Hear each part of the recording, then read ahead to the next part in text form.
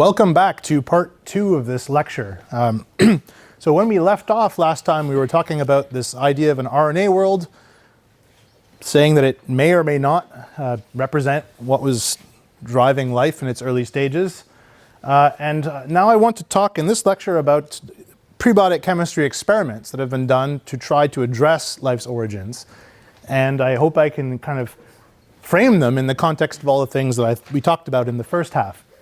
And so I'd say this is what I call very crudely traditional prebiotic chemistry.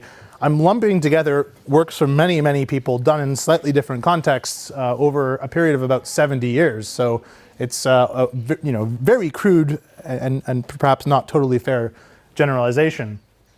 But I'd say what most chemists working on the origin of life problem, or synthetic chemists anyway, have been trying to do is they've been trying to make biomolecules, the metabolites I showed you before, using simple chemistry starting from simple C1 compounds like hydrogen cyanide or formaldehyde that are very reactive, that may have been existed potentially on the early Earth or not to large extents. What can I say about this? Well, sometimes they're done in the context of an RNA world. Sometimes these experiments were done decades before the RNA world even existed. So they use these high energy reagents, sometimes with light, sometimes without. And they eventually, if you change the conditions enough, sometimes these reactions occur all in one pot and you can get nucleobases just by mixing hydrogen cyanide together. In some cases you have to carefully kind of craft the conditions and change them just at the right time or purify them just in the right way in between to arrive at complex biomolecules.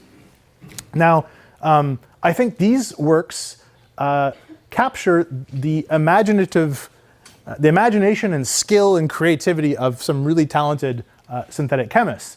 But what I'll question is whether they actually help us solve the origin of life problem. Now, why do I say this? Well, besides the fact that some of them require this kind of carefully crafted changing of conditions just in the right way, which kind of limits, I think, the plausibility of it happening, these ways of doing synthesis don't look anything like the biochemical pathways in a number of ways. So first of all, recall we learned that sugars, phosphates, are made by gluconeogenesis in a very particular way. Here they're made by hydrogen cyanide and formaldehyde chemistry that uses different reagents, different types of reactions, different synthetic logic in terms of how the molecule is constructed. There's really no relationship at all to the biosynthetic pathways for the most part. In fact, some of these pathways were proposed because they couldn't get the biological pathway chemistry to work in the lab.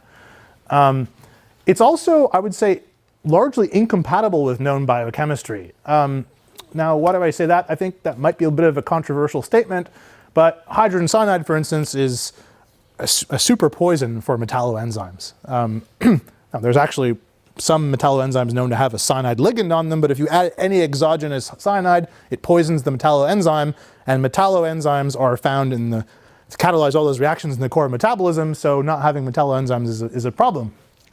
Then there's the question of, well, if all of this chemistry was operating, then why did it completely change? Because it must have changed between here and the origin, last universal common ancestor, which is a very small time window, whereas in 4 billion years, nothing changed. So how could it all change completely at first and then no change for 4 billion years? It's another question. What are the mechanisms of that change? What are the selection pressures? None of that is addressed. And so, for all of those reasons, I have some doubts about whether this chemistry actually, just as beautiful as it is actually relevant to solving the origin of life problem. Okay, so now let's look at some of the models for the evolution of metabolic pathways. So how could metabolic pathways change over time? And this is kind of in a biological context for the most part. And one of the first hypotheses about this is the hypothesis of retrograde evolution, which came from Horowitz. And the idea here was there was a metabolite in the environment for which there is an enzyme that catalyzes a reaction to produce a product. So when I say an enzyme, that means there's already an evolutionary mechanism, there's already protein synthesis, this is already a biological system. And then, so that reaction exists, and then there's another metabolite that appears in the environment, or that it's already there, And then another enzyme can come in and catalyze the interconversion of that metabolite into the next one and then onto the product because that reaction already exists, and so on and so forth, eventually ending up with the biological pathway that we know today. So in a sense, you start off with the end product and the pathway over deep time evolves backwards to the starting materials. Okay? There's another hypothesis called forward evolution by Granick. And that is you start off with a starting material for which a reaction already exists, giving you the first product, and then that product is around now so that a new enzyme can come in and emerge and evolve, to catalyze that next reaction that gives you product 2, and so on and so forth. And in this case, your pathway evolves forward from starting materials to products in evolutionary time. Okay, so when I look at this one, what can we say? Well, you have to have the starting materials of basically all of these intermediates in this pathway have to already exist in the environment for this to work, right? And in this one, this is fine, but this kind of makes sense, but you have to have a lot of your initial starting material. That's fine. It could be something like CO2, but if it's something as simple as CO2, then how do you ever get the evolutionary mechanism to even do evolution in the first place or produce enzymes if all you have is this? So these could both potentially exist in biology, but they're not going to explain the origin of a metabolic pathway at the origin of life. You already have to have a developed metabolism and evolutionary mechanism and protein synthesis, etc. Okay, so here's another hypothesis, the promiscuous enzyme hypothesis. The idea is that, let's say you already have a metabolic pathway, and then a promiscuous enzyme appears that's able to catalyze many reactions, and it makes 3 different products appear from one central starting material. So it's what we call a divergent synthesis in organic chemistry. There's another hypothesis from Arturo Lescano and Stanley Miller, which is the patchwork evolution hypothesis. So let's say originally there was an ancestral pathway that existed. This could be organic chemistry, it could be biological chemistry, and then a new pathway emerges by incorporating reactions from metabolism into from this pathway into the chain to create a new pathway that didn't exist before. Now, for this to happen, you already have to have this starting material, an enzyme that it converts this into that starting material, and then something that converts the product into another product. So there's a question of where all that stuff came from. It already had to pre-exist, and why would a pathway exist if it wasn't interconnected? So there's nothing wrong with this model per se. Again, it could occur in biology, and probably does occur in biology, but I don't think it does a great job of explaining the origin of metabolic pathways in the first place. Another version that's more recent comes from Dan Taufik's, the late Dan Taufik's, late and great, I would say, Dan Taufik's lab. It's called the metabolite enzyme coevolution model. And in that version, there's non-enzymatic pathways that exist in addition to the enzymatic pathways. And over time, enzymes can evolve to catalyze the non-enzymatic pathway and make it more efficient and channel more flux through that pathway as opposed to another. And then, but that too requires already pre-existing metabolic pathways. So when we're talking about the evolution of a metabolism before there's any pathways, it's hard to imagine anything other than having a full non-enzymatic pathway and then enzymes that come and start to catalyze it already, because otherwise you either run into a situation where you can't explain what why all the starting materials are already present in the environment, or you don't have any selection pressure for why an enzyme would evolve to do something. For instance, a pathway that has 10 steps. Not all of those intermediates are functional, right? So they don't necessarily add, some of them are functional, some of them aren't. So how do you evolve an enzyme to produce a non-functional product? It would either have to be one promiscuous enzyme evolving all of those reactions in one shot and then diverging, or simpler, you just have an entire metabolic pathway that's completely non-enzymatic, and that enzymes come in, or that eventually produces enzymes. Those enzymes come in and reinforce the reactions that were already running.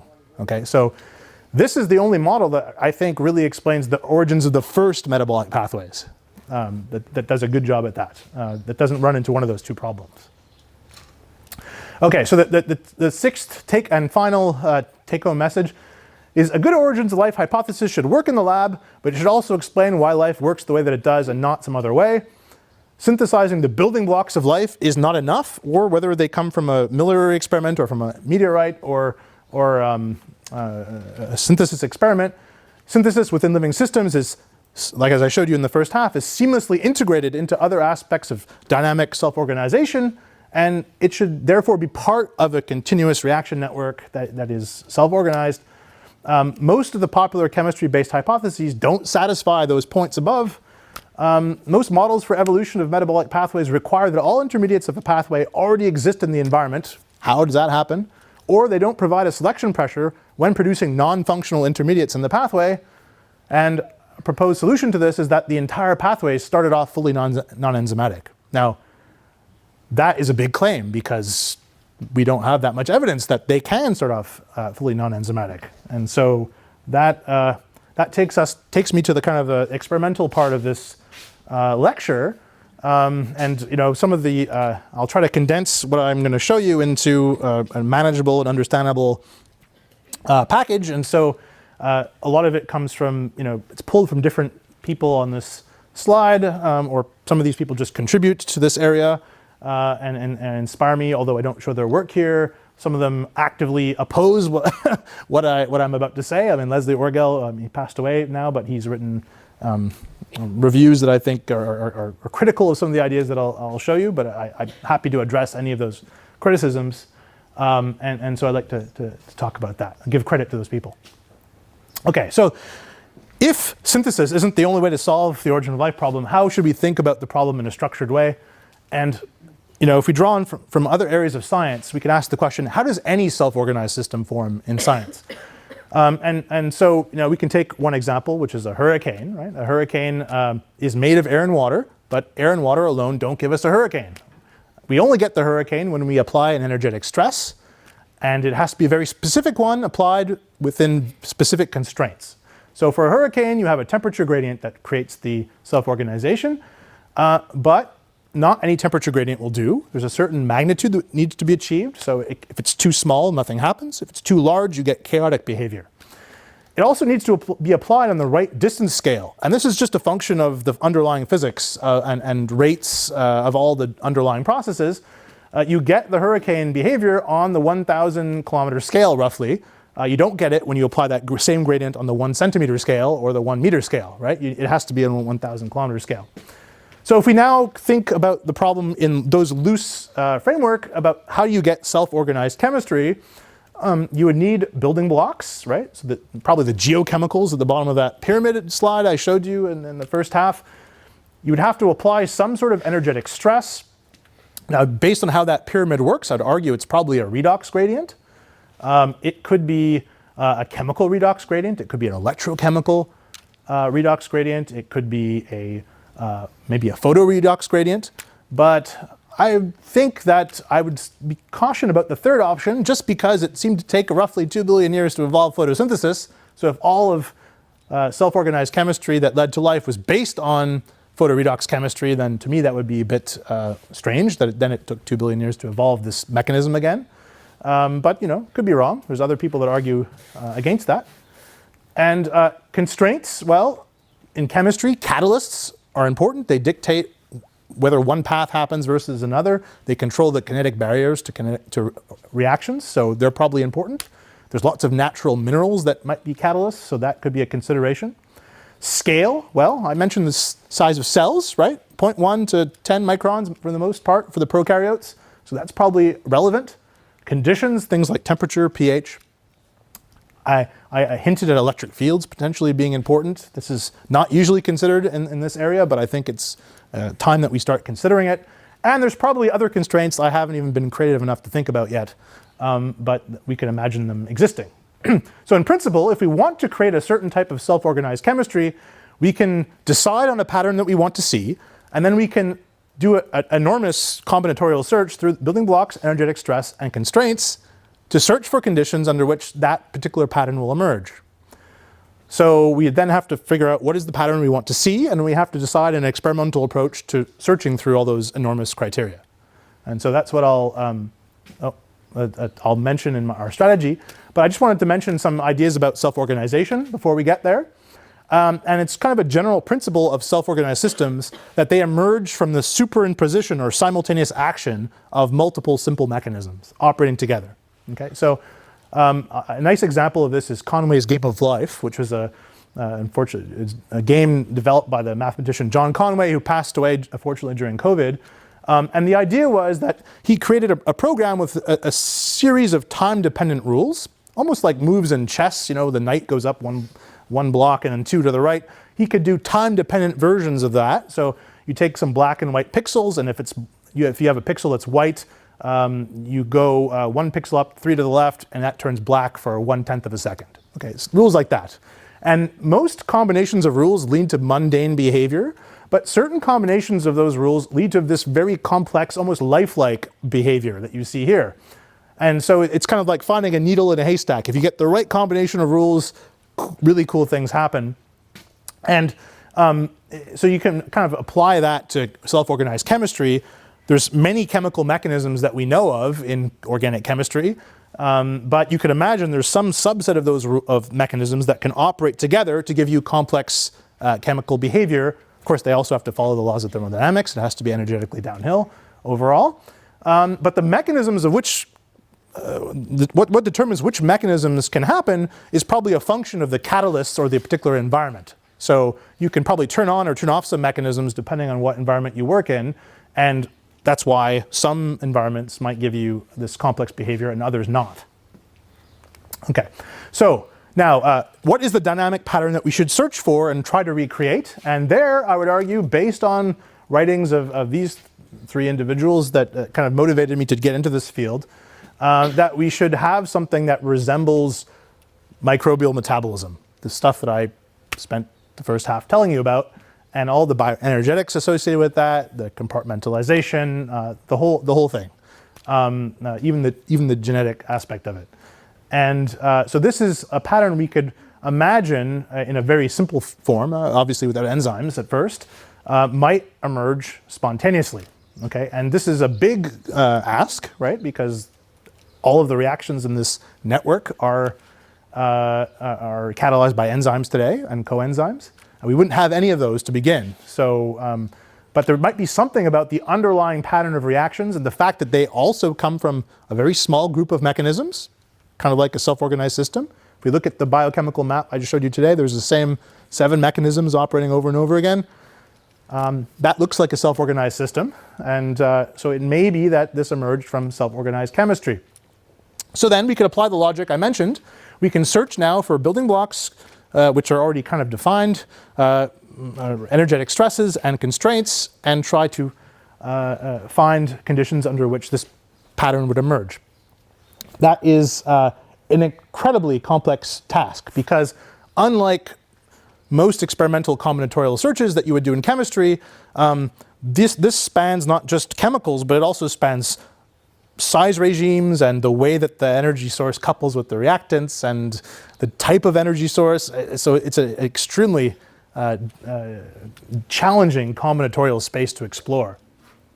So what I'll tell you about is what our lab has done to try to constrain that combinatorial space as much as we can so that we can search rationally within it relatively quickly. It's been about 8 years. I think we're actually coming to the end, I think, of that initial search. And I want to kind of tell you about what we did there. What we did is we actually went pathway by pathway and reaction by reaction within those pathways. And we tried to see how we could make it happen non-enzymatically, as many ways as we could. In that search, we found conditions that allowed some reactions to occur in many different conditions. So they're very easy reactions. That doesn't teach us much. It just means those reactions are easy. Other reactions we found to be very hard, and we only found one solution, or sometimes other people found the one solution to that problem. And those are very informative because they tell us, that constrains our search a lot. And so I'm going to now tell you what we did over those 8 years and how we've gone through that search. And I'm going to start with the pathway we learned about first, which is the acetyl-CoA pathway of CO2 fixation. So this is kind of the complex scheme I had drawn out before on the original slide. I've simplified it down now So just to remind you that CO2 was reduced with 2 electrons to carbon monoxide. CO2 was reduced with 6 electrons to a methyl group via a formal or formate type group. And those combined to give us an acetyl group. And all of that happened on metals. Remember, it was nickel and iron and cobalt and maybe molybdenum or tungsten. And then there was a 2 electron reductive carboxylation with CO2 that happened on an iron-based cofactor to give us pyruvate. And so, this is a unique pathway for all these reasons I mentioned. It's thought to be very ancient, probably in the last universal common ancestor. And we wanted to see if this could be done non-enzymatically. And I'll summarize 3 studies in one slide, but basically in 2018, we found that if you took just metallic iron powder out of the bottle and you put it in water and you added CO2, that you actually got all of the intermediates and end products of that pathway and almost nothing else. So we got methanol, we got formate, which are both C1, but more interestingly, we got acetate, which is C2, and we got pyruvate, which is C3, and we didn't see any other organics. Those happen to just be exactly the intermediates of those products if you hydrolyze them, of that pathway rather. So that's pretty specific range of products. We didn't get a Miller-Urey experiment with 300,000 compounds. We got just the intermediates of that pathway just by putting metal into water. So this worked over a wide range of temperatures between room temperature and 100 degrees Celsius. Above that, the pyruvate starts to decompose. Then after that, we published that paper. We got contacted by Bill Martin, who's a prominent evolutionary biologist in this field of early biological evolution and the origin of life. And he wanted to collaborate with us. He was super excited. He actually had been trying to do something exactly like this, but he's not a chemist, so it was a bit harder. And we decided to collaborate with him. What he wanted to do was to do another version of this chemistry, but rather than being driven by metallic iron, be driven by hydrogen gas, because that is what his modeling had shown the last universal common ancestor was breathing. Now, I don't know, there might be some, I don't know if that's universally accepted or not, probably not, but certainly hydrogen is one of the simplest and oldest sources of reducing agent in biology. And so we did an experiment together with this PhD student, Martina Preiner, who also came and worked in our lab, and she was co-supervised by Bill and by Haroon Toussouz, who's an inorganic chemist at the Max Planck Institute for Coal Research in Mülheim. And so Martina came to our lab and she joined 2 of my students, Srijith Varma, who was a PhD student with me, and Camilla Muhauska, who was a postdoc and eventually a CNRS researcher. And they worked together and they managed to come up with a version of this that worked using hydrogen gas. And so they were able to take simple minerals like the mineral awaruite, which is nickel-3 iron, it's an alloy, and it's found in hydrothermal vents where these organisms that actually breathe hydrogen gas and fix CO2 in this way live. And we found that if you just apply H2 and CO2, and now you heat to 100 degrees Celsius, a little bit higher pressures like you'd have a bit deeper down in the ocean, and then you could get the same products that we saw before with metallic iron, methanol, formate, acetate, and pyruvate. And then Haroon kind of took the project over, and he's more of an inorganic chemist. He was able to make nanoparticles of these sorts of mixed iron and other metal alloys. And he found that you could even do this at room temperature with these alloys using hydrogen as the fuel source, as long as the particle size was small enough. And so it does seem there is a non-enzymatic analog in its entirety, it seems, of this metabolic pathway. And it happens just with metal and water, or hydrogen and metal and water. So yeah, maybe this idea isn't so crazy after all. Okay, so now I get into the reverse Krebs cycle. Remember, this pathway is important because of the reason that it was making all the universal building blocks of metabolism, and it had this autocatalytic loop that can funnel matter and energy into just a couple of the intermediates that you need to build everything. And it was redundant with those 3 other metabolic pathways that more or less have the same function. Our thinking about this has changed over the years. What struck me was that of the 11 reactions in this cycle, 5 of them require ATP and 6 of them don't. So our initial kind of strategy was to focus on the ones that didn't depend on ATP because they'd be simpler. So that's what we did. We wanted to see if we could make these happen non-enzymatically as well. And this is actually chronologically the first project we ever did on this whole thing. And so we broke down the cycle into 2 chunks. One of those chunks was going from oxaloacetate to malate to fumarate to succinate. And the second chunk was going from oxalosuccinate to isocitrate to aconitate to citrate. So this is what we call a reduction reaction in pink, number 3. Number 4 is a dehydration reaction where you remove water. Number 5 is a reduction reaction where you add 2 electrons and 2 protons to this carbon-carbon bond, and you get the reduced form of that. And similar reactions are found here. You reduce the carbonyl to an alcohol, you remove water, and then you add it back on, but on a different carbon. Okay, so that's more or less what's happening. So we explored, we just went in the lab and just wanted to see how do we make this work. We didn't care about geological conditions. It's just about learning what works and what doesn't work. And so this was back in 2017 that we published this. We found that metallic iron, again, like the last pathway, does all the reduction reactions in the cycle. We found that if you went to really acidic conditions, especially if zinc 2 was around, you could catalyze these, I use catalyze loosely. It promotes these hydration-dehydration reactions here, and this one, chromium-3, seemed to do. So we were able to actually put these all together and have the reaction sequence go from here to the end and go from here to the end, all under the same conditions. So we were able to do 6 of those 11 reactions under common conditions. It just turns out the conditions that we found that do it are not very realistic probably for anything related to origin of life, because it was 1 molar hydrogen HCl, which is probably too acidic for any complex biopolymer to live in, although there are organisms that do live in stuff like this nowadays, but they're probably highly evolved. Anyway, don't take that too seriously. Later on, we started using hydrogen gas rather than metallic iron for the same reasons that Bill Martin wanted us to use hydrogen gas in the previous pathway. And we found that with heterogeneous nickel metal, that these reactions would occur as well. The hydrogen would be catalyzed by the nickel, and we could hydrogenate those reactions and allow that to happen. So think of this kind of like a hydrogenase enzyme. It's allowing the hydrogen to do its job. And that allowed that chemistry to happen at relatively mild pH. We could do most of it at room temperature and neutral pH. And then if we wanted to have the whole sequence happen, we had to go to pH 2 to get that to happen. So that was a milder condition, more in line with biology, but still missing these kind of linker reactions that depend on ATP and that fix CO2. Those are actually the hardest and most interesting reactions to look at. So we tried a lot of things. In fact, we had a Nature paper where we came up with an alternative solution to how to make all these things. I actually won't show you that paper today.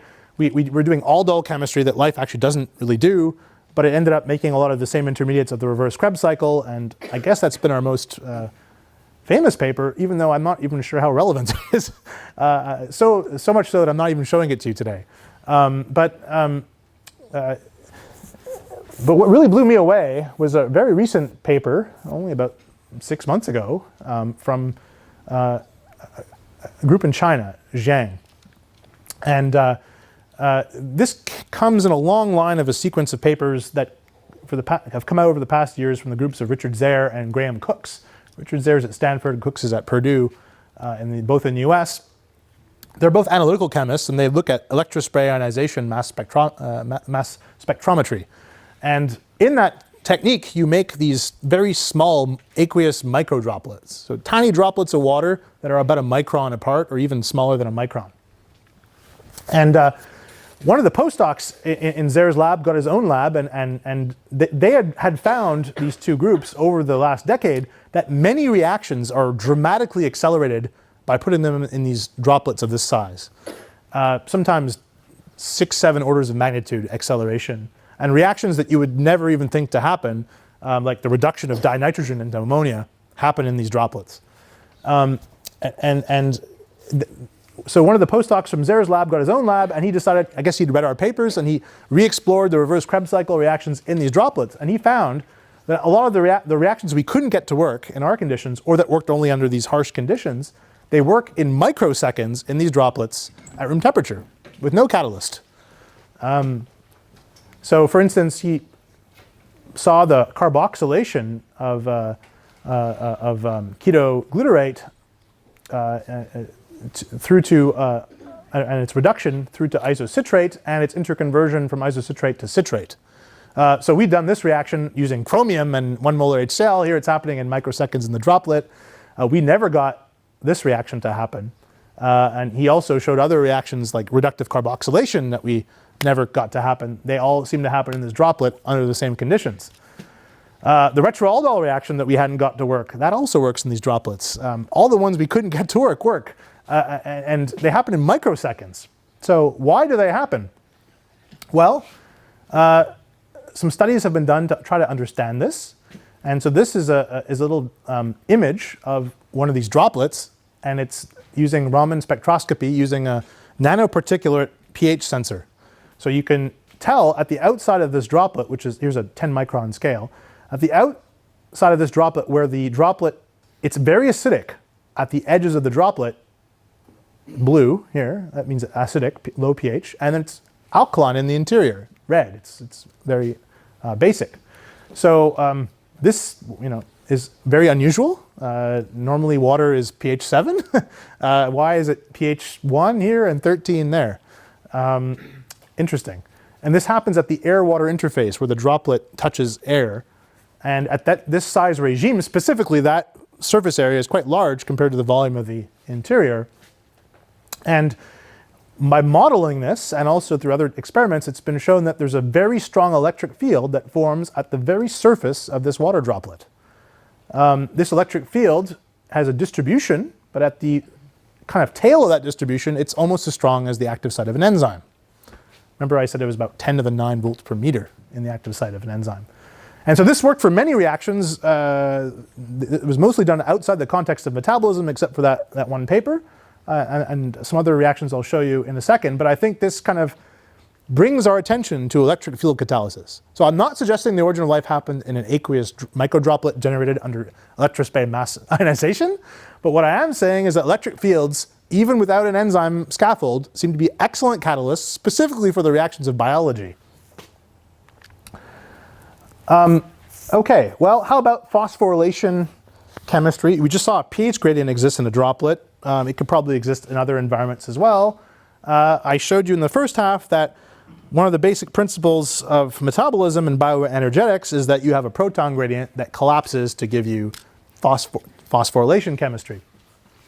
And so my lab, a postdoc in my lab stumbled across these papers, which I would have loved to have known about 10 years ago, but they've somehow stayed hidden in the literature, and they're almost never cited. But in this paper, they did a very simple experiment where they took two aqueous layers. So one solution that's at acidic conditions, pH 0.3, so very acidic. Another that is at pH 10, so quite alkaline. And in the acidic layer, they put a molecule like succinic acid or fumaric acid or one of its derivatives, something that can form an anhydride. This is called an anhydride, the cyclic form of that eliminates water. And then on the alkaline side, they put phosphate.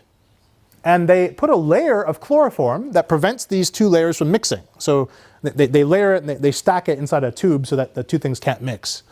And so there's a pH gradient from one aqueous layer to another that cannot be easily relaxed. And so in the acidic layer, there's a reversible formation of an anhydride. Once you form the anhydride, it's now soluble in the chloroform, so it can pass through the chloroform layer into the alkaline layer, where it immediately gets trapped by phosphate to form an acyl phosphate. So we've gone, now this happens as soon as you form the acyl phosphate, it gets deprotonated by the alkaline conditions, and so you've coupled phosphorylation to deprotonation, or to the collapse of a proton gradient.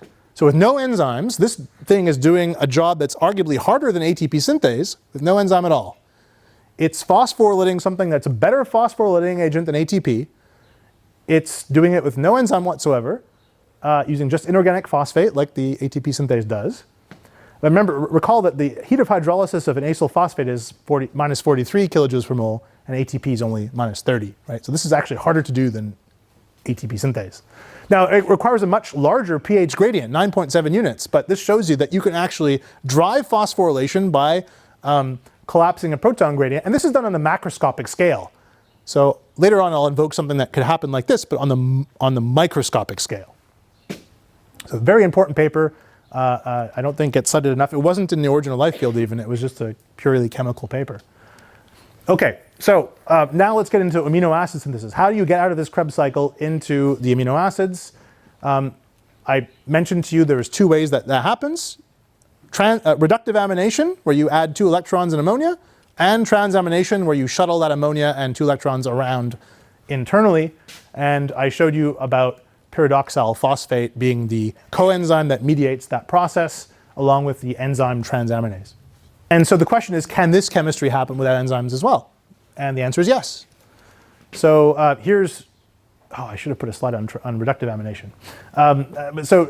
Transamination, we found could be catalyzed by these simple metal ions. We showed it can work with nickel 2 or copper 2 or vanadium 5 or cobalt 2. Most of those are pretty abundant metals. Not as abundant as iron or aluminum, but they're not that rare. They're nothing like palladium or anything. And so we took this reaction between glyoxylate and glutamic acid as a model reaction just to see how fast it could go. And with 20 mol% of the metal ion, here's the progress of the reaction over time with the uncatalyzed background reaction. And here it is with copper and with nickel. And with copper, it is 2,400 times faster than it is at 20 mol% loading compared to the uncatalyzed background reaction. And we can get multiple turnovers of the catalyst. So it's not just a promoter, it's actually a true catalyst that is not consumed during the reaction or bound up. So yeah, you can do transamination without enzymes, and we showed this works for the other keto acid combinations. We elucidated the mechanism. I took that out because I thought we wouldn't have enough time, but maybe actually we will. Okay, now let's go into sugar synthesis. So remember, this is happening through these pathways known as gluconeogenesis and the pentose phosphate pathway, which I showed you earlier. Can those happen non-enzymatically as well? Well, my lab has been working on gluconeogenesis for about three and a half years now, and we're just writing up our first paper on it, so I don't show you all the conditions that we use, but we have now done almost all, I'd say all but one of these individual reactions in the lab in some way or another. Some ways are like this reaction we've done, but it's not really under conditions that are prebiotically plausible. We've published this in Chemical Science last year, but what it showed is that there's actually a mechanism to phosphorylate. So you might notice that this is not the phosphorylation of a carboxylate, like all the other phosphorylations I showed you in the core of metabolism. But what I showed in that paper, or what George showed rather, is that you can phosphorylate the carboxylate of pyruvate, and then it transfers the phosphoryl group intramolecularly to the enol form of this carbonyl, and that's how you end up at phosphoenol pyruvate. So the key kind of message in Joris's 2023 paper is that one mechanism of phosphorylation, the phosphorylation of a carboxylate, is actually enough to explain all the phosphorylations in core metabolism. Now, this is not the mechanism that biology uses today, but it's still the same overall reaction. So this may have been an evolutionary precursor to this, the mechanism that we see in biology today. All right, so Marcus Ralzer's group, he's a biochemist, he was at the Crick and now he's at Charité Hospital in Berlin. He had published in 2017 a paper showing that the non-enzymatic aldol reaction between glyceraldehyde 3-phosphate and 1,3-dihydroxyacetone phosphate occurs. This is when these 3 carbon units couple together to make a 6-carbon sugar. That occurs non-enzymatically, just in ice, spontaneously. And we've worked out the conditions for the other ones now more recently. So we don't have a condition that one condition that allows this whole pathway to happen, but I think we're at the point now where we can say each individual reaction is feasible non-enzymatically. I think that's the point where it's fair to say we can go. Now, Ralzer's also worked on the catabolic version of these pathways, the glycolysis pathway, and also the pentose phosphate pathway, which makes ribose 5-phosphate, which is actually the precursor to the building to how you make the nucleotides. Right? You make ribose 5-phosphate, it's phosphorylated to this PRPP, and that's actually what builds the nucleotides. He showed that much of this glycolysis pathway seems to occur just by mild heating with ferrous iron. And the same conditions can allow the pentose phosphate pathway reactions to occur. So if you stick, for instance, ribulose 5-phosphate in there, you can get ribose 5-phosphate out of it. It's relatively selective. It's not, I don't know how great the selectivity is, how they measure it, but it does produce this building block of the nucleotides. Now, there's also some early work done in the 60s about the non-enzymatic reactions in glycolysis as well, and by Mordecai Hallman, who was at the, I think in Israel, I think at the Weizmann Institute. So overall, it does seem like, even if I wouldn't say that we have conditions worked out to make all these things happen, that's for sure, but all of this chemistry individually seems non-enzymatically viable. Now, how about making the nucleotides from this? Okay, so our lab looked into this, and since I didn't teach you the pyrimidine biosynthesis pathway in the first half, I'll show it to you now. Hooray. I mentioned that it starts off from a very simple molecule called carbamoyl phosphate, which just comes from basically the ammonia embedded within amino acids, bicarbonate and ATP. And that gives you carbamoyl phosphate, which reacts with the amino acid aspartate. That kicks out a phosphate and gives you carbamoyl aspartate, which then cyclizes to give you dihydroorotate, and it releases water. And dihydroorotate becomes oxidized. So this is a rare oxidation reaction. This is one of those 4 rare ones I mentioned. It's thermodynamically very easy, but not necessarily kinetically easy. And you get orotate. Now, orotate then in the pathway couples with this phosphoribosal pyrophosphate, or PRPP. And that's what gives you the initial non-canonical nucleotide, orotidine monophosphate. It gets decarboxylated, and that gives you uridine monophosphate. Okay, this is the actual canonical one that you use in RNA. Although first you have to phosphorylate it twice to the triphosphate before you can polymerize it. But anyway, this is the one we all want to make.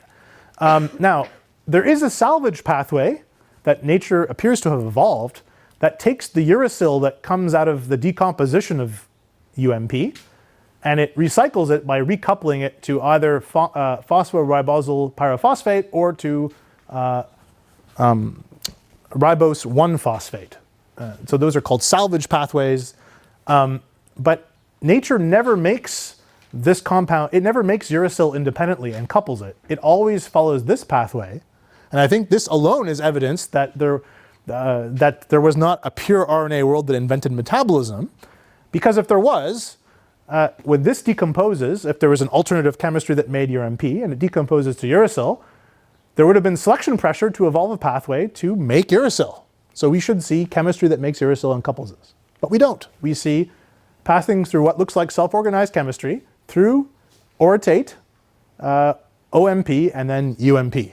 And yeah, this only makes sense if you have a self-organized chemistry that is not directed towards a certain goal, but certain functional intermediates turn out to be useful.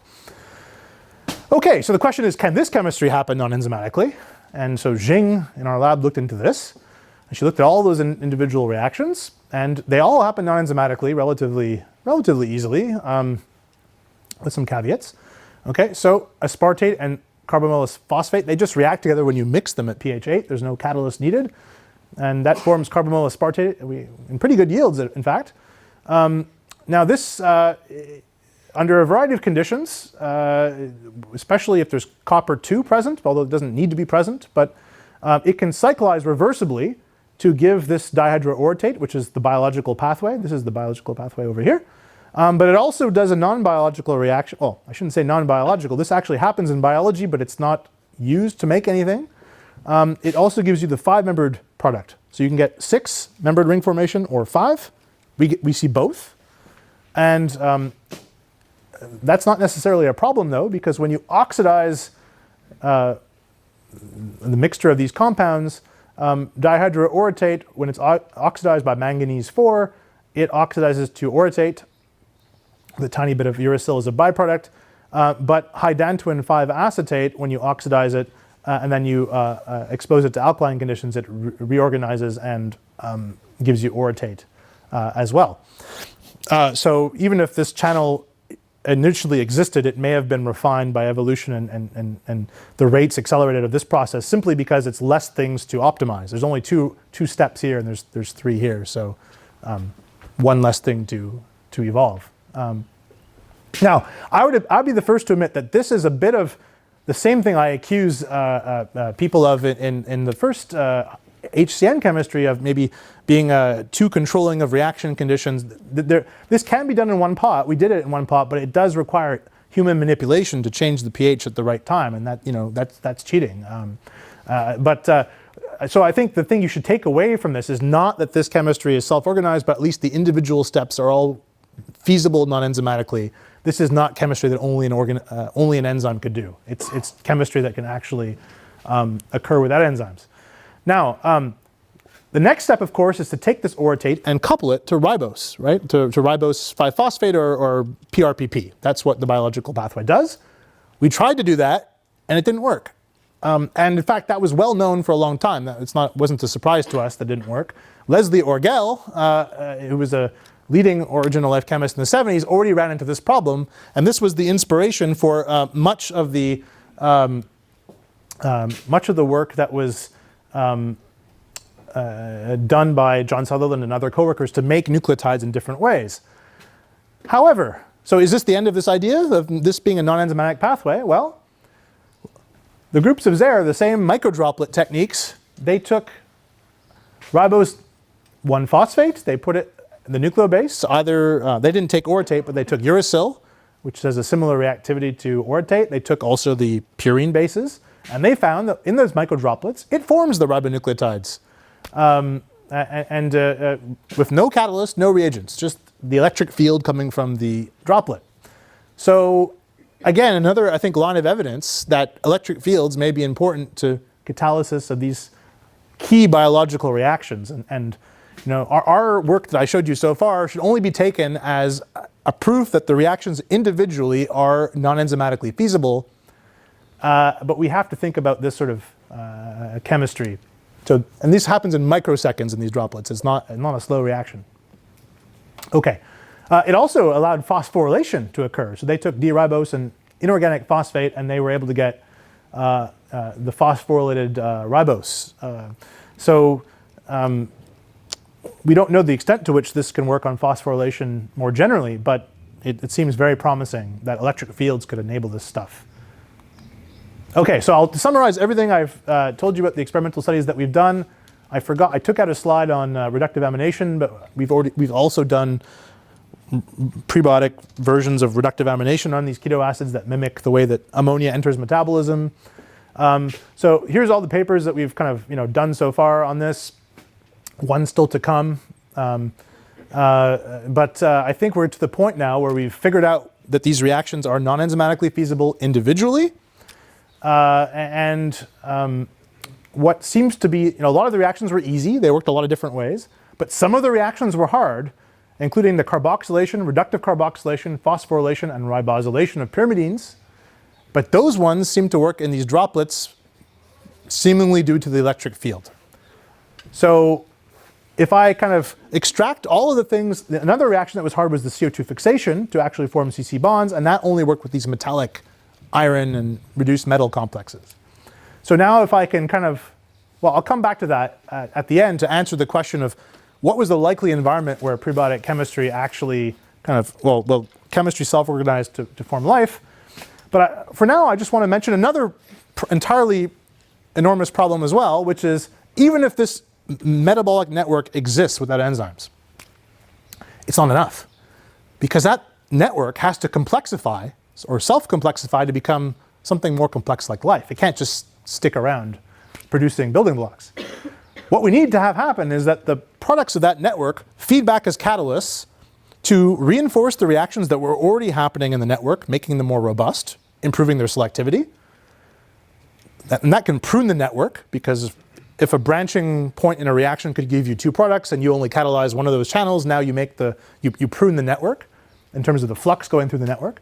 But another thing that could happen is that you could you produce a molecule that has new chemical properties due to its structure that the previous molecules in the network didn't have. And it can have new reactivity, it could have new catalytic activity, and that will expand the network in different ways. So the network can change over time, even before there's, to a limited extent, but even before there's evolution, through a more traditional mechanism like genetics and protein synthesis. But can this actually happen? There's not much experimental evidence that it can happen within the reactions of metabolism. So what we have done, I'll tell you 3 stories that I think are going to prove the point that this could happen. And they all involve coenzymes. That's why I told you about coenzymes. So I'll talk about the transamination reaction, because I already showed you a few slides ago that simple metal ions can catalyze transamination without the coenzyme and without the enzyme. And of course, today in biology, we know that that process is catalyzed by the coenzyme plus the enzyme. So you can imagine, if this is how things happen, that if the network starts off doing transamination, but then starts to produce a molecule like PLP that's a coenzyme that catalyzes transamination, that transamination gets better or faster or has some sort of advantage, and then that makes it more robust, and then at a later stage, the metal that was catalyzing it could be replaced by something that doesn't require metal, like that the network makes itself like an enzyme. Or actually, it's not been studied what happens to this transamination reaction under electric fields, so maybe you don't even need a metal ion at all. And in fact, you just make things faster and faster and less dependent on the original electric field that allowed it to happen in the first place. So either way, it allows you to get away from the original catalytic conditions that enabled this, maybe lessening your dependence on a rare metal, maybe lessening your dependence on an electric field, but you can escape the initial conditions for catalysis that your system needed to get started. Okay, so Quentin has looked at this, and we studied the transamination reaction between glutamic acid and pyruvate, catalyzed by either the cofactor alone, pyridoxal or pyridoxal phosphate, a metal alone, or both together. Okay, so here I show you, this is the rate of the transamination reaction as a function of the catalyst, and here you'll see the rate is a relative rate compared to the rate of the cofactor catalyzed reaction alone, so pyridoxal. That's set to 1, and everything else is relative to that 1. So copper alone, it's 11, okay, it's much better. Vanadium 5, 53, okay, much better. But the most interesting result actually is with iron and aluminum. So they're terrible, 0.5 and 2. Terrible. Those are very abundant metals, but they're terrible catalysts for this reaction. Now let's look at what happens when you combine the coenzyme with the metal. Okay, so now you have copper 2 plus the cofactor, whoa, 98. So it is 98 times faster than the cofactor, the coenzyme alone, and it is 10 times faster roughly than the metal alone. But the most interesting result comes down here at the other end of this spectrum. These are ranked by the abundance in the Earth's crust, the two most being iron and aluminum. With iron plus the coenzyme, we see 90. This is 90 times faster than the coenzyme alone and 180 times faster than iron alone. This is a huge cooperative effect, and it's most pronounced with the most abundant metal. And the second best cooperative effect is with aluminum. So for some reason, the most abundant metals in the Earth's crust are giving the best cooperative effect, and really, and this is actually catalytic. It turns over. We showed there's 8 turnovers at least you can get with this. We never tried to push it further, but it is a true catalyst. So what I'm proposing then is that, okay, you start off with a non-enzymatic, non-coenzymatic transamination reaction, either catalyzed by a metal or an electric field.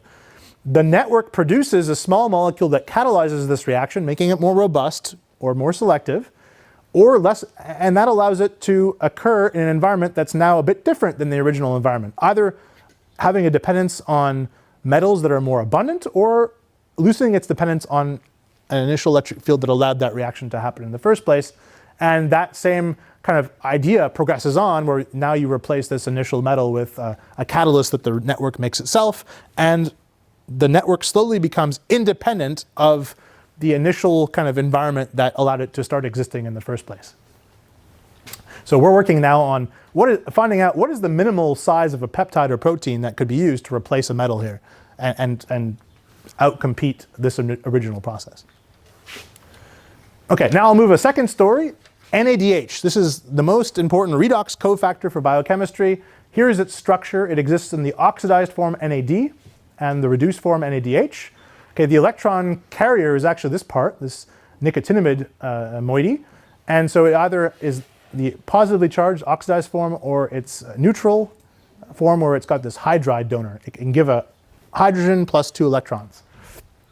Now, this is the main thing it does in metabolism is reduce carbonyls to hydroxy acids or reduce aminium ions to amino acids. So it's very important for that in metabolism. It's always mediated by an enzyme as well. And it's got another chicken and egg paradox. NADH is biosynthesized using the reactions that it catalyzes, carbonyl reduction and reductive amination. So those reactions must have happened before this could exist, and that's okay because we've published several papers showing that carbonyl reduction and reductive amination can occur non-enzymatically, as have other groups. So that's not a problem. But the key is that actually it had never been shown that NADH can catalyze or promote its non-enzymatic reactions without the enzyme. So you have to show that this can actually work without the enzyme, and then the enzyme comes later and makes things better. For that to work, you have to show this works without the enzyme. So we've done that now. It's true that, as other reports had written, that if you just mix the cofactor NADH with keto acids, it doesn't do anything, and there's no reaction. However, if you start adding metal ions in, we find that aluminum-3 and iron-3 both are the best at turning on the reactivity. Now, I think this is significant because it's also the same 2 metal ions that were the best for transamination with PLP. This is a totally different reaction, totally different cofactor, but it's the same 2 metals that fall out. Now, it turns out that since NADH is chiral, some of that chirality is transmitted to the product through the reaction mechanism, and we can get up to 60% EE, or an enantiomeric excess in this reaction. So that means that's roughly an 80-to-20 ratio of one enantiomer over the other. So it is possible to transmit chirality even at the level of a coenzyme before you even have enzymes around. So this may play into this question of the origin of homochirality. This is not a solution to this problem, but it shows you there are processes already at a very early level in non-enzymatic chemistry in which chirality can be relayed. And there's other studies showing this, but this is showing it in a metabolic context. So Robert, who did this study, Robert's now a junior group leader at the TUM and Technical University of Munich since January, but he's really good at DFT and mechanistic studies.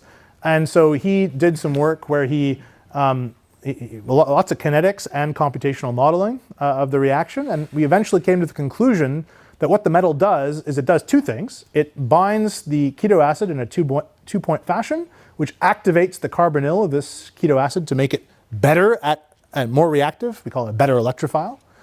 But it also binds the NADH through the ADP moiety. This is the diphosphate group of NADH. It binds it in a 2-point fashion. And that causes the hydride donor, the nicotinamide, to be pre-organized to deliver that hydride to the carbonyl. So it kind of pre-organizes everything just like an enzyme would do and makes the reaction a lot easier. It also activates it. And so he modeled not only this, there's actually 96 different stereoisomers of this complex, and he modeled all of them computationally, it took a whole month of a supercomputer to do this. And he ranked the energies of their kinetic barriers, and the ones that are the lowest and easiest to get over, in fact, lead to the enantiomer that we observed, which is this R enantiomer. So the computations and experiments match, and we think we understand it pretty well. So that's a second example that I've shown you now out of those 3 stories I'm going to tell, where a coenzyme is able to do the same chemistry needed to make itself, and it depends always on the same 2 metals in both cases, iron-3 and aluminum-3. So those things could explain how our network becomes more robust, because as you form a molecule, it takes over a function that was already happening, making it better and making it less dependent on the original conditions that allowed it to happen. But what we also need to show is that the network can grow and turn on new functions that didn't exist until the molecules in it were produced for the first time. And so I'm going to tell you a little story now about a very small and very familiar metabolite, ADP. Right? This is the couple between ADP and ATP. Super important for phosphoryl transfer, right? Because it's the ADP to ATP reaction that's driving it's the phosphoryl transfer donor in all of bioenergetics. Okay, so it was discovered in the early 90s by a group of Japanese electrochemists by accident that if you take ADP and you have it in a reaction mixture, they had an old rusty iron electrode, but they figured out that it was actually the iron 3 that was on the electrode that was doing it. If you have iron 3 and you have acetyl phosphate, the phosphoryl group in acetyl phosphate gets transferred to ADP to give ATP. Now remember, the heat of hydrolysis of this is minus 41 kilojoules per mole. Here this is minus 30, so this is a downhill reaction, right? And you get ATP at room temperature in water. Now, Nick Lane's group, who's an evolutionary biologist at UCL, he found that, first of all, he reproduced the reaction. It works. His student Silvana Pinna also found that when you change the nucleobase to anything else, it doesn't work anymore. Only ADP works, not CDP, not GDP, not UDP. They had tried a few other metals, not very many, but only iron 3 of the ones they tried worked. That's interesting too.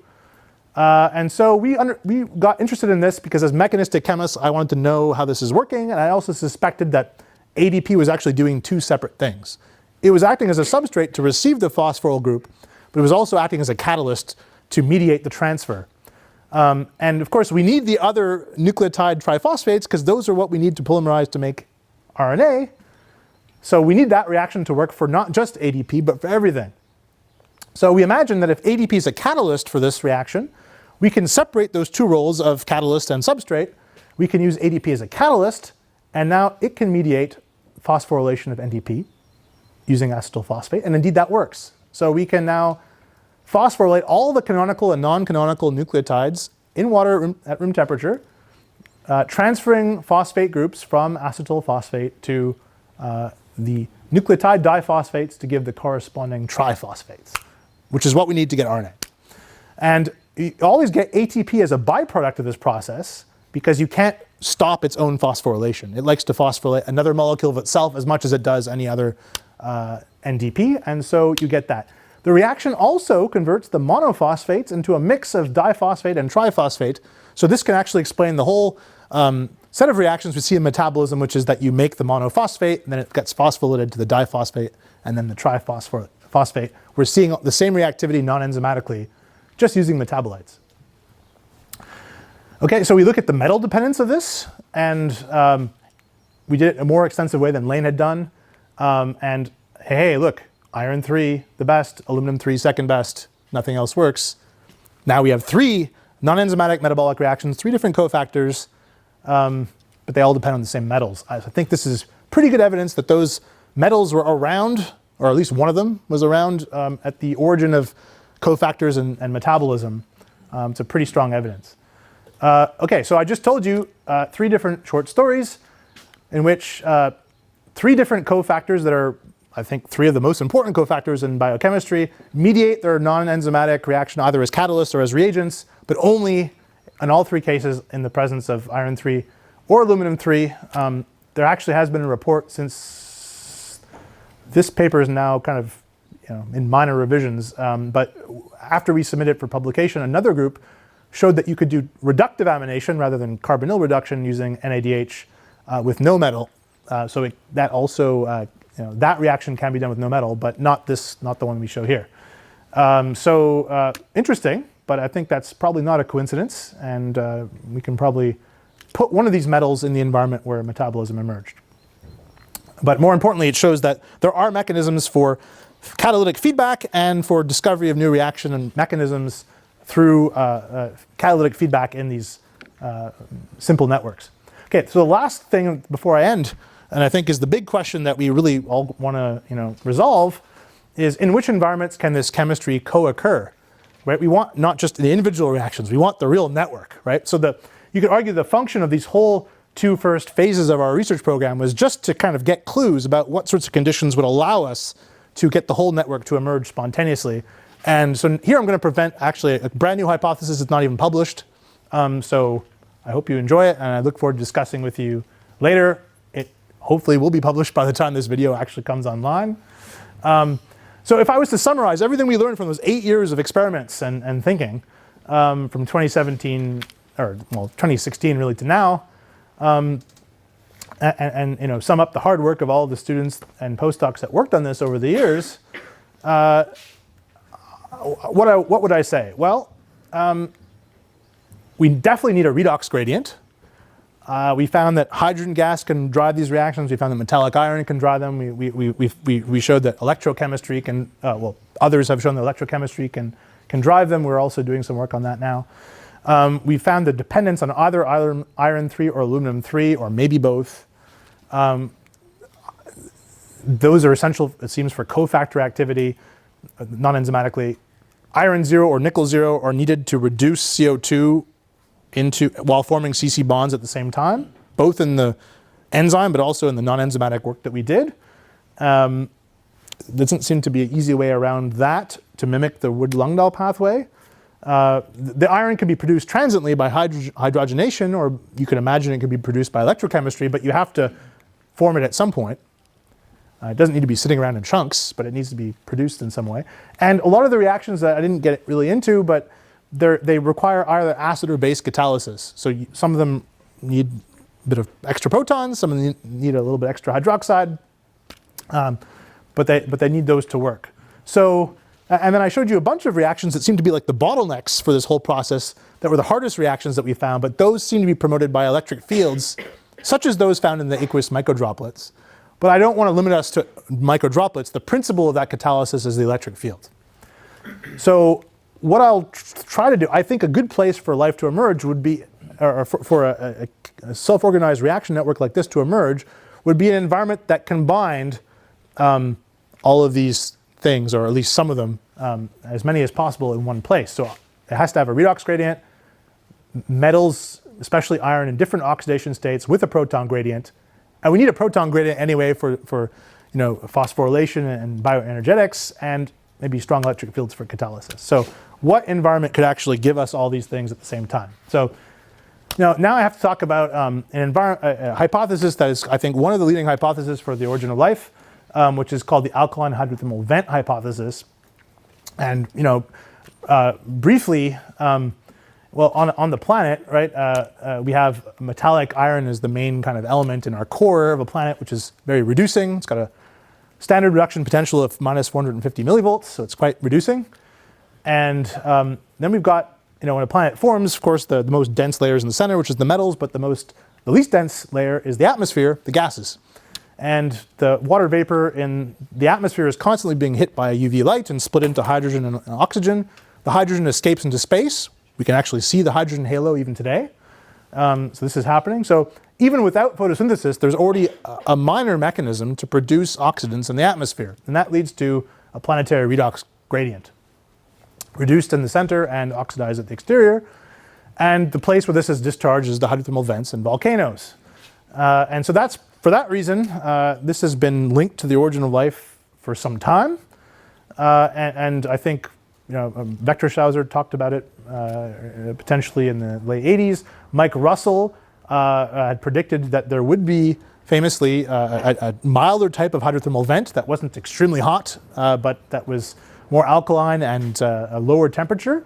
And later on, Deb Kelly and Jack Corliss did a deep sea exploration, actually found these vents that Russell had predicted. And so that was exciting the community. And then Bill Martin, who's an evolutionary biochemist and a biologist, he partnered with Russell, and very smart guy. He's my collaborator now, so I know firsthand. And him and Russell wrote a series of very influential papers that outlined how the core of biochemistry, including the acetyl-CoA pathway I showed you, including part of the reverse Krebs cycle, including amino acid biosynthesis, would emerge spontaneously under these conditions. And so the logic there is that as the reduced iron, especially iron 2, comes up and mixes with water, it does serpentinization, which is that it reacts with water to produce hydrogen gas and becomes iron 3. So you got your iron 3, you got your hydrogen gas. This is away from UV light, so you don't have kind of photodestruction of your organics. And the idea in those papers is that there is some sort of heterogeneous catalysis by minerals in the vents. And of course, our lab has published papers showing this is possible for these metabolic reactions, from CO2 fixation to amino acid biosynthesis to keto acid synthesis. There's also, because there's a temperature gradient, as the vent goes from the hardest point to the point where it meets the ocean, there's a temperature gradient between 2 and 70 degrees. So you can do this chemistry potentially at a huge range of temperatures. So if 70 degrees is too hot, not the end of the world. There was milder temperatures. And so they outlined that and of course there's organisms that actually live in these places that breathe hydrogen and do this chemistry. So it's not like you can't say it's unreasonable because it's actually happening today in those vents. It's just using biology.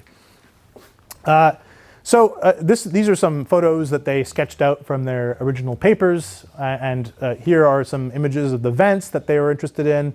Here's a schematic of how the gases and these reagents mix and react in these vents. And a lot of the reactions, here's the actual biochemistry that they mapped out. You can see this is very similar to the kind of pattern I showed them on my slide. It's not as extensive as that, but it's the same idea. And they speculated this would happen under heterogeneous catalysis.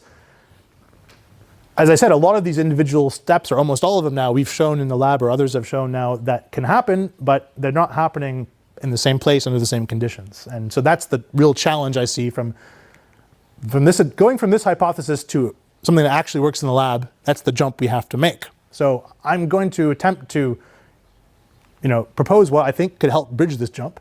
Okay, so what are the strengths of this hypothesis? Okay, it's a known geological environment.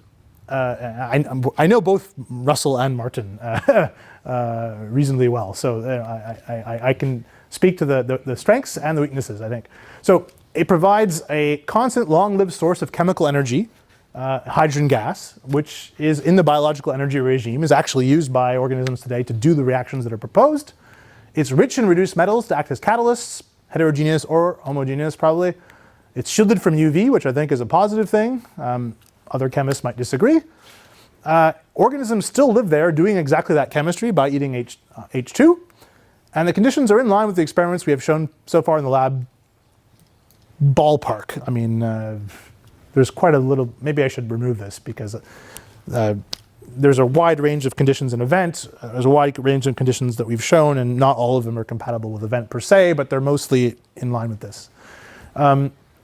Weaknesses. Well, one thing that's not really mentioned much in this is why phosphate in particular is so central to metabolism. So they do invoke reactions by which phosphate enters, but if self-organized chemistry puts phosphate at the heart of its metabolism, it should be because its chemistry is the easiest thing to do, not hard.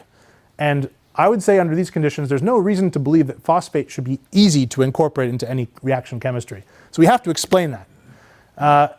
And I showed you experimental evidence that's fairly recent that electric fields might help explain this, and that they're a central principle of biological catalysis. So maybe incorporating that into the equation would help.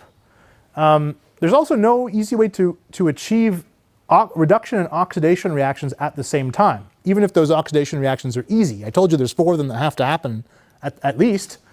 And hydrogen is good at reduction, but it doesn't give a clear path to oxidation. And so we have to figure that out. I don't think this is really necessarily a criticism, but several people who are critical of the hydrothermal vent hypothesis have said it's too hot and too alkaline and too rich in metals ions to make RNA or have them sustain. But as I said, there's a wide range of temperatures that you can have in this vent, and also pH gradients, so we don't necessarily know those are true. But it is true that RNA is quite sensitive, and oxaloacetate and other metabolites fall apart pretty easily, so you have to synthesize them faster than they break down. So this is maybe a false weakness, but it's something we have to at least incorporate into our theory if we want to actually make it work in the lab. Okay, so here's what I propose as a kind of a modification to this hypothesis to kind of overcome some of these challenges. And it builds on 2 separate ideas. One of them is the discovery of geoelectric potentials at hydrothermal vents. So about 10 years ago, a group of Japanese geoscientists went down in a submarine, and they actually took a potentiometer with them. They measured potentials outside on the surface of these vents. And they found there was actually quite negative potentials on these vents. They found, it's hard for me to parse from what they've written exactly which one was a direct measurement and which one was a calculated measurement, but it seems there are potentials that are quite reducing on these vents. And they also showed that the vent material is conducting. So they actually took a light bulb and a battery, connected them by alligator clips, and the light bulb lights up, bridging the vent material. So it's a conducting material. So electricity can flow through these minerals, and the reason that there is electricity is because you have hot reduced material and alkaline in the center, and you have cool oxidized material on the outside, and so there's a natural reduction potential gap from inside to outside. So the fact there's electrons popping out is not surprising. So that's one idea. Another idea comes from Mike Russell, who's kind of, like I said, a leading figure in this hydrothermal vent hypothesis. But he's focalized lately on this idea of layered minerals such as fuggerite, otherwise known as green rust. And he says it's interesting, and I agree with him, because there are layers of iron oxides in mixed oxidation state between iron 2 and iron 3. And you can kind of control the ratio of iron 2 and iron 3 depending on the reduction potential. And then there's a layer of anions that sticks between them. These anions can be bicarbonate, they can be phosphate, they can be sulfate, they can be nitrate, they can be organic carboxylic acids.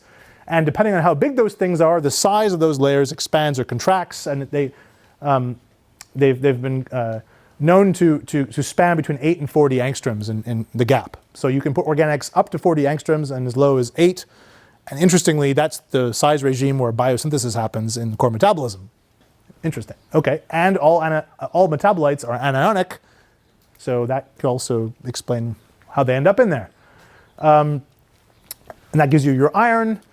So if you imagine now that you combine these two ideas and you have geoelectricity running through a mineral that's layered, you can kind of think of one of these layers as becoming like the anode of an electrochemical reactor, the other becoming like a cathode.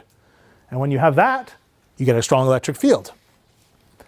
A potential like this, 0.5 volts over a distance of a few angstroms, electric field is strong, should be 10 to the 9 volts per meter, like the strength inside an enzyme active site. You should have electric field catalysis like you do on the surface of that droplet.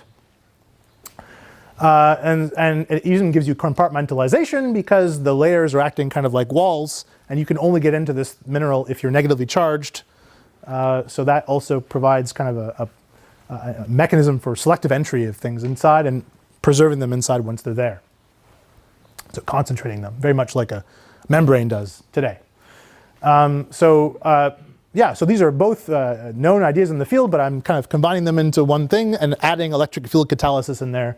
And I think that could help allow a lot of these reactions that are enabled exclusively by electric field catalysis to occur in these layers. Now, how do you get out of that, and how does that explain biology? Well, first of all, if all of your catalysis is coming from, or most of your catalysis is coming from electric fields or from the reduced metals that are produced transiently by redox chemistry, that explains why most enzymes work by electric fields and transition metal catalysts in the core of metabolism. But it also can help explain proton gradients and their coupling to bioenergetics. Because on the surface of an electrode, the negatively charged electrode causes all the cation species to migrate out of solution towards it. So you don't get an equilibrium distribution of cations everywhere, like you would in a glass of water, but you get actually a non-equilibrium distribution where protons are on one side and hydroxide or whatever other anion you have, chloride, is on the other. And if this gap is small enough, like in the 6 to 40 angstrom gap, like I mentioned, then small molecules only a couple of very small molecules can fit in here. Remember that a covalent bond is about 1 angstrom, right? So we're talking about molecules that are, 5 to 20 carbons big, right? That only those can actually fit in here and react. And they can take advantage of the electric field, but also the proton gradient that would exist in the space. And we already showed in principle how proton gradients that are stronger than 3 units can be used to directly phosphorylate carboxylates to acyl phosphates. That might explain why acyl phosphate chemistry is at the basis of metabolism. Yet ATP is the carrier. Now, why has ATP become the carrier? Because once you go to a weaker proton gradient, as this distance decreases, the electric field becomes weaker. You have weaker background catalysis from the electric field. You also have a weaker proton gradient. So you have less energy that you can use to harness. You need a weaker phosphorylating agent. ATP is weaker. Why is ATP chosen and not the other nucleobases? Because, as I showed with our experiment, only ATP is able to transfer or catalyze the transfer between acyl phosphate chemistry and ADP to form ATP. The other nucleobases don't do it. They can receive it, but they can't act to transfer it, and that's why I think ATP and ADP, that couple, becomes at the heart of phosphoryl transfer. Now, once you get into these larger distances, you still have a proton gradient, but you basically can't rely on the catalysis from the electric field anymore because it's not strong enough. So you can only survive in this size regime when you can make your own catalysts. And you don't need to rely on the electric field anymore. Then you go up to beyond a certain threshold, roughly the threshold of the size of a prokaryotic cell, and you can only, now there's no proton gradient anymore either because the gap is too large, and that can't really be harnessed in any productive way anymore. So to survive, you have to have a compartment that allows you to harness, you have to create your own proton gradient, basically. And so when you go to a place where there's a pH gradient less than 3 units, you have to make your own gradient to survive. And so you'd have to evolve some mechanism to make your own gradient like the electron transport chain. So I think this hypothesis is interesting because I think it is slightly more in line with what we know about chemistry actually working in the lab these days. But it can also help to explain why specific elements of metabolism work the way that they do and why electron transport is so key to all these processes. Okay, so with that, okay, I just want to give, from there, what are the big kind of things we could think about happening en route to life as we know it today? So basically, what I kind of showed you so far is steps 1 to 3, where if you have this electric field, it will broadly lower kinetic barriers, allowing many reactions to happen. Now, not all those reactions necessarily are in metabolism today, but this network autocatalysis could serve to prune some reaction paths over others, making sure the flux goes through them. And that's just due to the kinetic competition of having a self-reinforcing feedback loop. But then as the network produces its own small molecule catalyst, which I hinted through our experiments coenzymes appear to do, and there may be other things too that haven't been discovered yet, you get, you make certain paths more robust, you prune the network, and you make it less reliant on the original catalytic environment. So it can start to get more independent. Now, if some of these subnetworks can, so that's where we've kind of shown in the lab, at least in principle now. But you can imagine happening here is that this network also produces oligomeric uncoated polymers. So it starts to produce small polymers of peptides and small polymers of RNA. And those also, peptides can also act, and it's already known this can happen, as catalysts on those metabolic reactions. So they can start to catalyze metabolism. But if some of those peptides can start to catalyze RNA synthesis, which I think the code kind of hits at, could be true, and the RNA strands can start to catalyze peptide synthesis, then you would have a situation where if that catalysis is not completely sequence neutral, which it probably wouldn't be because chemistry isn't sequence neutral, you would start to develop, you would start to slowly transition from a completely uncoated production of those polymers to one that becomes coated. There'd be a link between the sequence of the polymers that are uncoated and feeding back on the synthesis of the other, and you could slowly get from a coated to slowly towards from an uncoated to a slowly coated regime. And so that would set us up for the relationship we see where proteins catalyze metabolism, RNA catalyzes protein synthesis catalyzes proteins catalyze RNA synthesis that we have at the heart of biology. Now, none of that requires RNA self-replication. That doesn't mean RNA self-replication doesn't happen. I'm not against an RNA world, but this is the thing that we have to explain, the relationships that we see today, and RNA self-replication may be subsequent to this, but it doesn't require to set up this relationship. So with that, I wanted to say one more thing. So we also see interesting, I said some of these networks have to become independent. You have to make all your own catalysts. There's a concept that has been developed to explain this by Stuart Kaufman and developed by Mike Steele, Bill Martin, and Joanna Xavier. It's called reflexively autocatalytic and food-generated sets. So the idea is that if you have a reaction network, it may contain inputs, which they call food, and metabolites, which could also be catalysts for each other's reactions. And you can get entities in which they are catalytically independent, where there's a catalyst for every other reaction in the network produced by the network. And when you get to that point, your reaction network becomes independent. It can exist anywhere because it's always producing its own catalysts. And so this is an idea that Kaufman came up with a long time ago, but Bill Martin and Joanna Xavier actually went through biochemistry and they considered the coenzymes and what they catalyze, and they showed that there's actually these sorts of rafts in metabolism itself.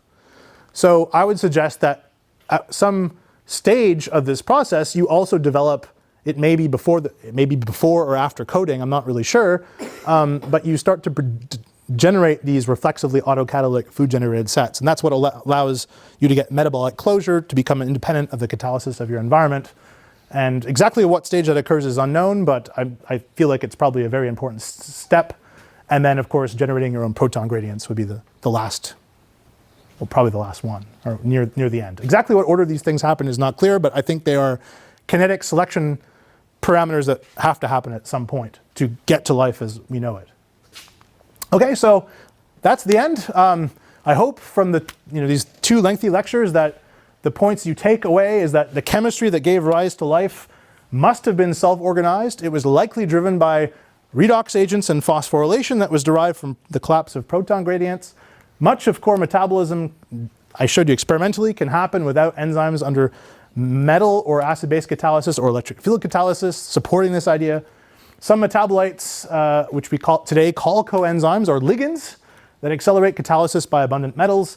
They reinforce existing reactions and they turn on new functions, and that can allow to prune or expand a network over time.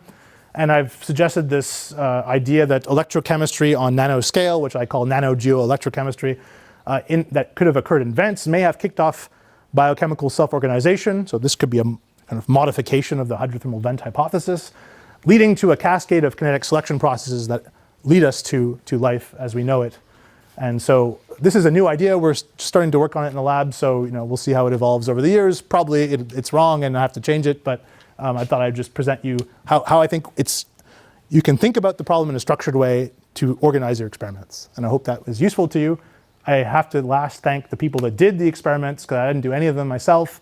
This is a photo from our lab reunion in 10-year lab reunion in 2022, where we got the alumni from across Europe to come back and have a party together. And we had a great time. They deserve all the credit for everything that's here. Collaborators, Bill Martin and Harun Tusuz in Germany have been excellent collaborators. Funding is always the critical thing, and the ERC has been great. They gave me 2 back-to-back grants, and also the Volkswagen Foundation was essential as well. Thanks for inviting me, and I'm happy to take any questions.